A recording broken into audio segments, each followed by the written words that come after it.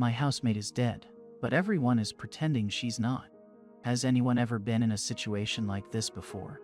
So, anyway, it all started last week. I live with 4 roommates: Tara, Maya, Eli, and Noah.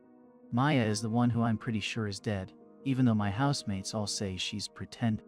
And at first, I did think she was pretending. It's an old trick of hers. She's super introverted, and sometimes if she's overwhelmed or just doesn't want to talk, she'll pretend to be asleep. We call it her playing possum. But now she's been playing possum for nearly a week.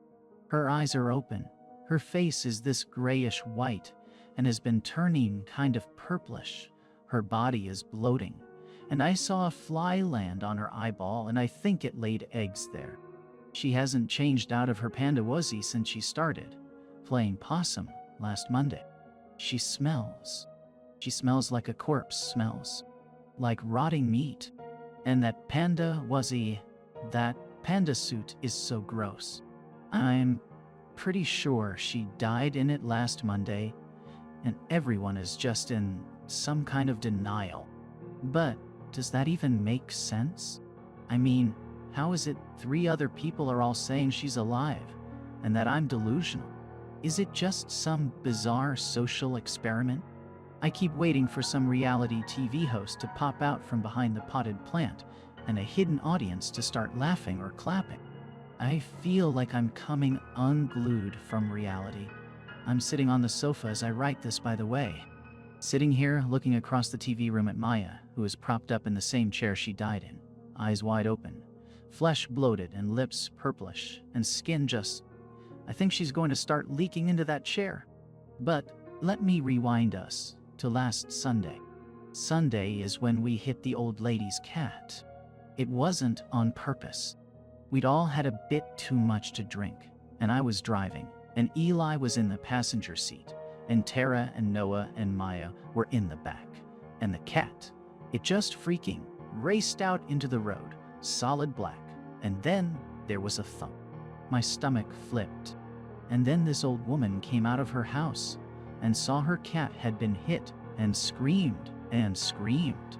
Maya told her she should have kept her cat inside, not let it wander near a busy road. Anyway, long story short, I think that lady was a witch and hexed us for killing her cat. More specifically, I think she hexed Maya. I mean, I don't think. I know.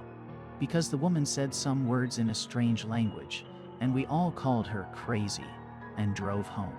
So that was Sunday night.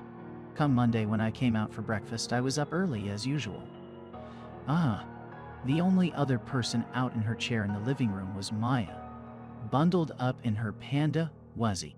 I said good morning, but she had a 1,000-yard stare. I figured she just wanted to be left alone and didn't think anything more of it until I got home from work in the afternoon. Maya was still in the chair, same exact pose, still in her panda onesie. I asked if she was all right. Noah was playing a video game, and he answered for her, said Maya was sick and had stayed home from classes. I hope you feel better, I told Maya. She didn't respond. Maya? I said. She didn't respond. Hey Maya, I said that I hope... Chill, just leave her alone, snapped Noah, who seemed annoyed because I was interrupting his game. I thought it was weird, but I let it go because he was acting so normal. But at dinner, she was still in her chair in the same pose and hadn't moved. I tried talking to Tara, who told me, "She'll be fine. It's just a cold." This behavior went on for days. And anytime I tried to ask any of my roommates if Maya was okay, they would act like I was the crazy one. I tried to point out she hadn't changed out of her onesie and was told to quit being an asshole. She's sick, let her be. At one point I was staring at her from the sofa, trying to catch her blinking, and Tara yelled at me and told me to stop being such a creep, that I was weirding Maya out. They even put up a big cushion in front of her to block her from having to see me, which she clearly couldn't because she was by this point 3 days dead. I assumed once the rotting set in that they would notice, but they just pretended all the harder. And in fact, they even started staging her body. Like, I know it sounds really weird. I don't know why they did it or if it's some sick social experiment or what, but they moved her.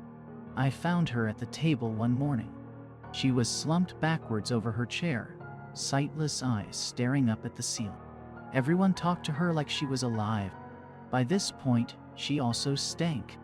I mean, to the point I even noticed Noah and Eli kind of surreptitiously keeping their distance and breathing through their mouths, not their noses, around her.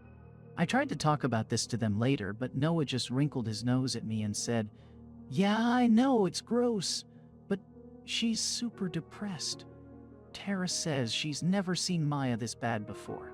She's mad upset about that cat. I almost told him, yes, those things would be hard for a dead person to do. But I didn't. Honestly, I didn't know how to respond. I finally managed to say, "Dude, I think she's rotting in that panda suit." He chuckled and shook his head and said, "Sman, don't be an asshole." I finally did what I should have done from the beginning and called the police. I said I wanted a wellness check on Maya. My roommates tried to send them away, but I came downstairs and insisted and pointed to the corpse in the panda costume in the chair by the television. That chair was really gross by now, and the cops went over to examine her, and I really believed, really and truly, that we were all about to be arrested for having a dead girl rotting in our living room, congealing into that chair, but they pretended she was alive, the same as my roommates kept doing. She never spoke a word in answer to them, never moved. Later, Tara took me aside and told me my actions were uncalled for and that all I did was make things worse for Maya. So now I'm not sure what to do. Update.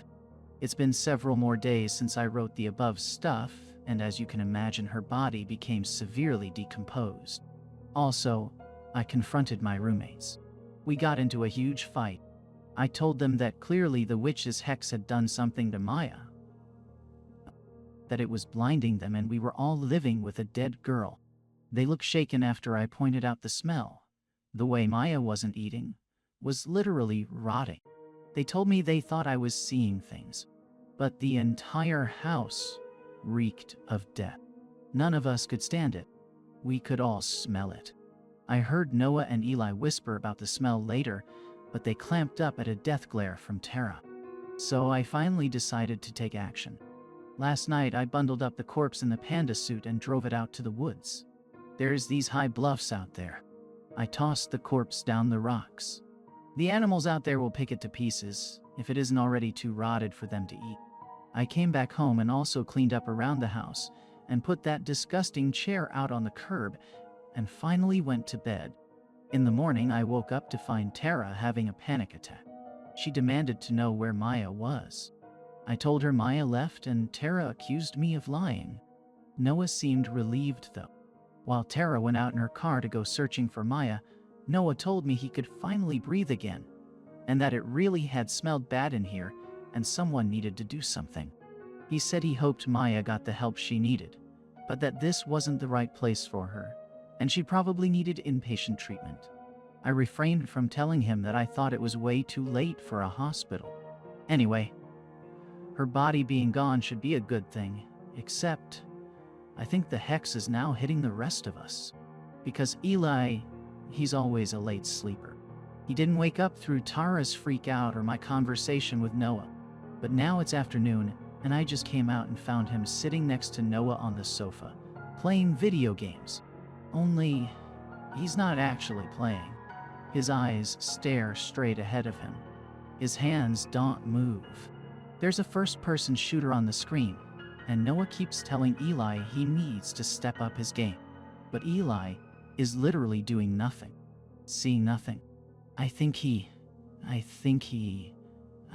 like Maya was last Monday. Like the hex hit him, and now he's dead, but nobody can see it.